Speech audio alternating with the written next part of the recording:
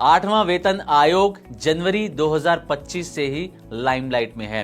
दरअसल केंद्र सरकार की तरफ से जनवरी 2025 यानी कि इसी साल की शुरुआत में 8 पे कमीशन का ऐलान किया गया था और कहा यह गया था सरकार की तरफ से कि 1 जनवरी 2026 से ये लागू हो जाएगा। जो आयोग था वो अक्टूबर के लास्ट में ही आयोग बना दिया गया था। टर्म्स ऑफ रेफरेंस को भी मंजूरी दे दी गई थी, लेकिन अब सबसे बड़ा सवाल जो सेंट्रल गवर्नमेंट के एम्प्लॉयज के मन में है, पेंशनर्स के मन में है, वो ये कि आखिर 8th पे कमीशन लागू कब से होगा। इस वीडियो में आपको यही बताने वाले हैं, क्योंकि सरकार ने ये कहा था कि 1 जनवरी 2026 से ये लागू हो जाएगा 8वां वेतन आयोग।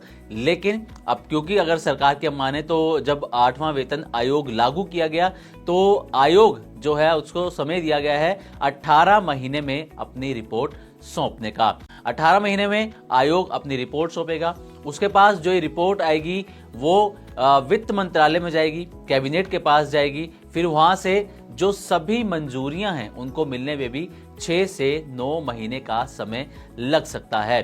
तो यानी कि मानकर चलें तो 2 साल का, अगर यहां पर हम मान के चलें तो 2 साल का समय लग सकता है। जैसा कि सरकार की तरफ से भी कहा गया कि 18 महीने में आयोग रिपोर्ट सौंपेगा और उसके बाद 6 से 9 महीने में लग जाएंगे सभी मंजूरियां मिलने में, तो 2 साल का समय लगेगा। लेकिन कहा यह भी जा रहा है कि अगर ये काम तेजी से होता है तो 2026 के आखिरी महीने में या फिर 2027 के शुरुआती कुछ महीनों में 8वां वेतन आयोग लागू हो सकता है। और काम तेजी से हुआ तो 2026 में भी ये लागू हो सकता है, ऐसा कई एक्सपर्ट्स दावा कर रहे हैं। अब आपको एक एक करके एक्सपर्ट्स की हम राय बताने वाले हैं जो इस मामले को क्लोजली मॉनिटर कर रहे हैं।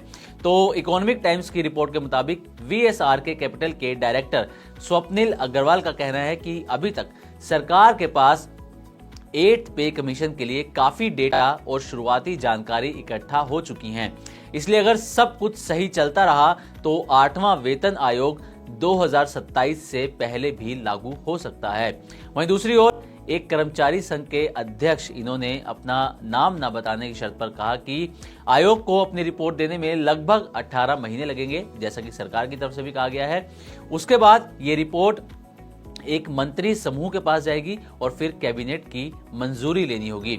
अगर हर स्टेप पूरा समय लेता है तो करीब 2 साल इसमें लग सकते हैं। अब पिछले कुछ एग्जांपल्स अगर हम देखें, जैसे कि जो 7th पे कमीशन था फरवरी 2014 में उसे बनाया गया था, लेकिन ये लागू हुआ था जून 2016 में, यानी कि लगभग 2.5 साल के बाद। इसको 2.5 साल लगे थे लागू होने में। ठीक इसी तरह जो 6th पे कमीशन था वो करीब 22 महीने में लागू हुआ था और 5th पे कमीशन को लागू होने में करीब 3.5 साल का समय लगा था। अब कई एक्सपर्ट्स ये भी कह रहे हैं कि सरकार पर खर्च का बोझ काफी बढ़ेगा, इसलिए बहुत ज्यादा बढ़ी हुई सैलरी का उम्मीद ना रखें। सैलरी बहुत ज्यादा नहीं बढ़ने वाली, क्योंकि सरकार पर एक भारी भरकम बोझ यहाँ पर सैलरी और पेंशन बढ़ोतरी के रूप में आने वाला है। अब कुछ और भी एक्सपर्ट्स हैं जिन्होंने अपनी राय जताई है, तो वो भी आपको बताते हैं। तो इकोनॉमिक टाइम्स की रिपोर्ट के मुताबिक कमीशन 2025 में मंजूर हुआ है, इसलिए कई एक्सपर्ट्स ये मानते हैं कि अगर देरी नहीं हुई तो इसकी सिफारिशें जल्द लागू हो सकती हैं।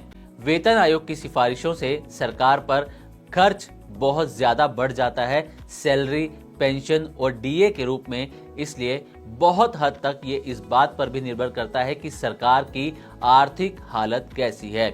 अगर सरकार के पास पैसों की स्थिति अच्छी है और खर्च बढ़ाने की क्षमता है तो वेतन आयोग की सिफारिशें समय पर लागू होने की संभावना ज्यादा है। अब एक बड़ा सवाल जो सबके मन में है, जो एम्प्लॉइज हैं सेंट्रल गवर्नमेंट के, उनके मन में ये सवाल है कि आखिर सैलरी कितनी बढ़ सकती है। तो एक्सपर्ट्स की तरफ से ये कहा गया है कि जो सैलरी का बढ़ना है वो फिटमेंट फैक्टर से तय होता है और एक्सपर्ट्स की माने तो अनुमान है कि फिटमेंट फैक्टर लगभग 1.78 हो सकता है। अब अगर इसके हिसाब से देखें तो मान लीजिए आपकी बेसिक सैलरी अभी 7th पे कमीशन के अंदर 40,000 है, तो जो नया बेसिक होगा 8th पे कमीशन के अंदर अगर फिटमेंट फैक्टर 1.78 रहता है तो ये होगा करीब 71,200 रुपए। यानी कि अभी जो आपकी बेसिक सैलरी 40,000 है, ये बढ़कर हो जाएगी 8th पे कमीशन के अंदर 71,200 रुपए।